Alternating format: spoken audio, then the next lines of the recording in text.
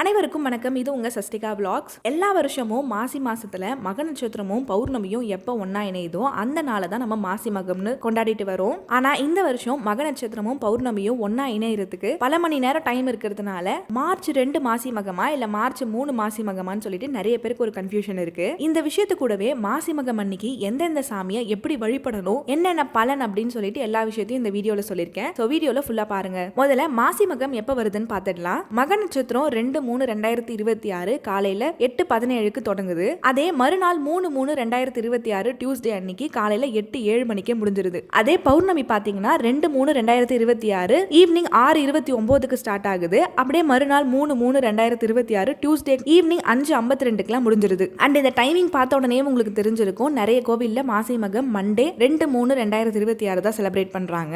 மாசி மகத்துக்கு மெயினான Kumbakonam கோவில்லையே Monday evening 6:30 மணி போல தீர்த்தவாரி start பண்ணிடுறாங்க. நீங்க கும்பகோணம் கோவில மூலமா வச்சு வழிபடுறீங்கன்னா நீங்க மண்டேவே மாசி மகத்தை கொண்டாடிடலாம். அப்படி இல்ல உங்க நியர்பை கோவில்ல டியூஸ்டே தான் கண்டக்ட் பண்றாங்க அப்படின்னா அதுக்கேற்ற மாதிரி நீங்க வழிபட்டுக்கலாம். மாசி மகம் நம்ம எதுக்காக கொண்டாடுறோம் நிறைய பேருக்கு நல்லாவே தெரிஞ்சிருக்கும். தெரியாத சில பேருக்காக சொல்றேன். நம்மளுடைய பாவங்களை கங்கை, யமுனா, நர்மதா, சரஸ்வதி, காவேரின்னு அப்படி இருக்கிற நவ நதிகள்ல போயிட்டு நம்ம நீராடிட்டு நம்ம பாவங்களை அந்த நீர்லயே விட்டுட்டு வந்துரும். அப்படி நம்ம பாவங்களை சுமக்கிற அந்த நீர் அது எங்க போய் கழிக்கும்னு சொல்லிட்டு சிவபெருமான் கிட்ட கேட்கும் போதுதான் சிவபெருமான் சொல்றாரு, வருஷத்துக்கு ஒரு தடவை மாசி மாதத்துல மக நட்சத்திரமும் பௌர்ணமியும் எப்போ ஒன்னா இணையுதோ அந்த நாள்ல கும்பகோணத்துல இருக்கிற மகாமகம் குளத்துல நீராடிட்டு வந்தீங்கன்னா உங்களுடைய பாவம்லாம் கழிஞ்சு நீங்க புனிதமாயிடுவீங்கன்னு சொல்லியிருக்காரு. அதனாலதான் வருஷம் இந்த ஒரு நாளை நம்ம மாசி மகம்னு கொண்டாடிட்டு வரோம். கும்பகோணத்துல ரொம்பவே கிராண்டா தீர்த்தவாரின்னு செலிப்ரேட் பண்ணுவாங்க. அதனாலதான் சான்ஸ் கிடைச்சா நிறைய பேர் அங்க போவாங்க. பட் நிறைய கூட்டம் இருக்கிறதுனால சில பேரால போக முடியாது. அப்படி இருக்கிறவங்க நீங்க வீட்டுல சாதாரண தண்ணியில குளிக்கும் பொழுதே அதை அந்த தீர்த்தவாரி தண்ணியா நினைச்சு குளிச்சுக்கலாம். அண்ட் மாசி மகத்தை பத்தி நிறைய பேருக்கு தெரிஞ்ச ஒரு விஷயம், சில பேருக்கு தெரியாத ஒரு விஷயம் இருக்கு.